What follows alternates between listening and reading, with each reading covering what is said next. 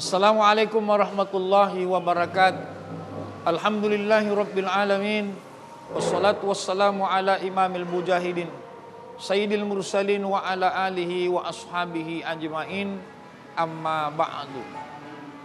Subhanaka la ilma lana illa ma 'allamtana innaka antal alimul hakim. Rabbis shrah li sadri wa yassir li amri wahlul 'uqdatam min lisani yafqahu qawli. Ayyuhal ikhwatul kiram, para pemirsa Net TV dimanapun berada, bersyukur kepada Allah dengan senantiasa mengembalikan haknya, bahwa sungguh pujian bukan tersemat untuk diri kita, tetapi seutuhnya dan secara sepenuhnya hanya kepada Allah Subhanahu wa ta'ala. Dengan itulah kita mengucapkan ucapan tahmid, alhamdulillahi rabbil alamin. Bersalawat kepada baginda Rasulullah sallallahu alaihi wasallam sebagai manifestasi kecintaan sekaligus keinginan yang kuat untuk mendapatkan pengakuan dari beliau sebagai satu-satunya makhluk di mana Allah dan para malaikat senantiasa bersalawat untuknya. Bukan sekali, tapi di situ dikatakan yusalluna 'alan nabi. Kalimat ini memberikan suatu isyarat bahwa sedang terus, kini bahkan nanti akan terus senantiasa berlangsung salawat, salawat, salawat, dan salawat. Ayyuhal ikhwatul kiram, para pemirsa Net TV dimanapun berada, sekarang saya berada di Warkop Keren, Batanghase, di mana tempat ini menjadi tempat kami kadang berkumpul untuk ngopi, ngobrol perkara iman, ngobrol perkara Islam, ngobrol perkara ihsan. Dan ada yang menarik saudara, bahwa jikalau kita biasanya membaca firman Allah, innas salata kanat alal mu'minina kitabam mauquta. Sesungguhnya salat itu sudah ditetapkan waktunya oleh Allah. Subuh waktunya kapan, zuhur kapan, asar kapan, maghrib kapan, isya kapan. Kami kadang di sini ngobrol tentang masalah-masalah yang meliputi atau bersangkut paut dengan agama, dan tidak terkecuali dengan apa yang menjadi tiang dari agama kita, imaduddin, as-shalah, as-shalah, as-shalah. Tapi muncul suatu tanya di benak kita, karena kita kadang mendengarkan ada kalimat adaan, ada kalimat qadaan, ada kalimat i'adah. Bagaimana menyikapi ini? Kita memulai daripada apa yang disebut dengan adaan. Orang melafalkan niat ini, berbagai komentar muncul. Ada yang berkata at-talaffuz bin niyah laisa bimasyru'. Melafalkan niat bukanlah syariat. Tapi imam yang lain berkata at-talaffuz bin niyah bid'atun illa lidaf'il waswasah. Melafalkan niat adalah bid'ah kecuali untuk menghilangkan kewaswasan. Lalu berikutnya apa pendapat yang lain? Insya Allah kita akan lanjutkan setelah pariwara berikut ini. Ya Allah, ya Rahman, ya Rahim, ya Malik, ya Allah, ya رحيم يا ملك يا Pendapat yang lain قدوس. ternyata disampaikan oleh Imam Syafi'i. Apa kata beliau? At-talaffuz bin niyah mustahab. Melafalkan niat itu dianjurkan.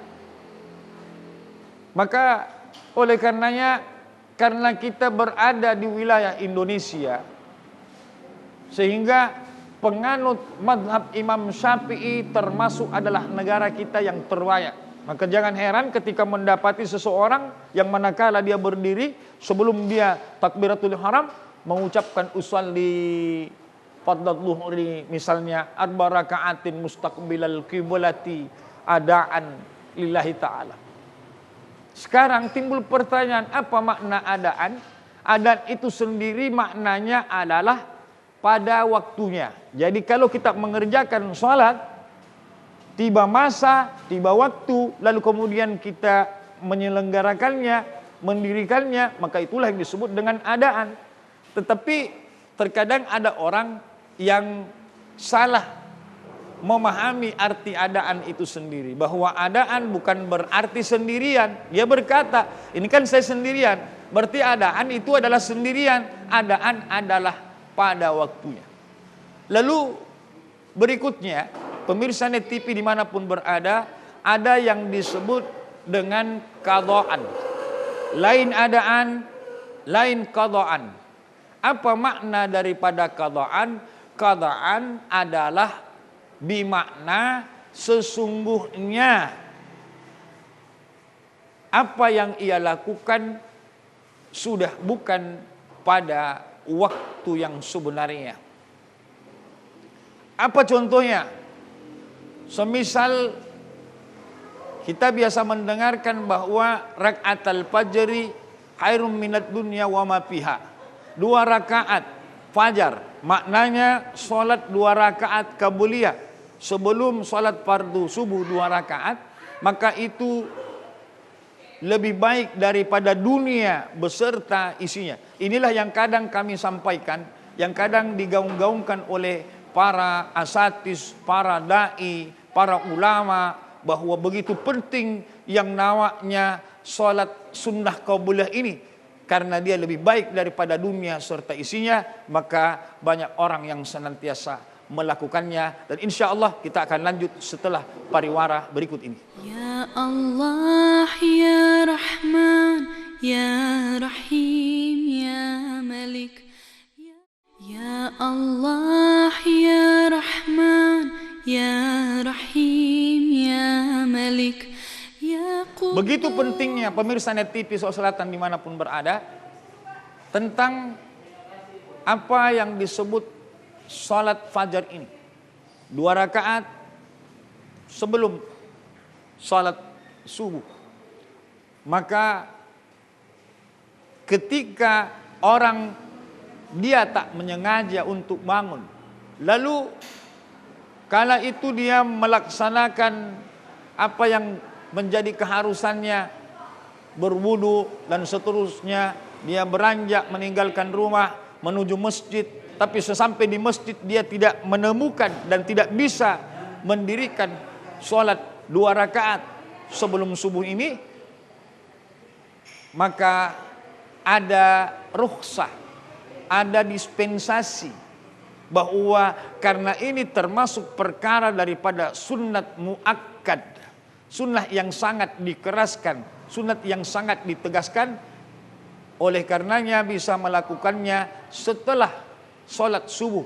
Jadi dikondisikan, sebenarnya dia berada sebelum subuh, tapi kemudian dipindah ke belakang, maka inilah yang disebut perkara qadaan. Jadi meskipun kita mengucapkan bahwa kita melaksanakan sholat qabliyah subuh, tetapi karena dia berada di belakang atau berada setelah sholat subuh, maka dikatakan qadaan.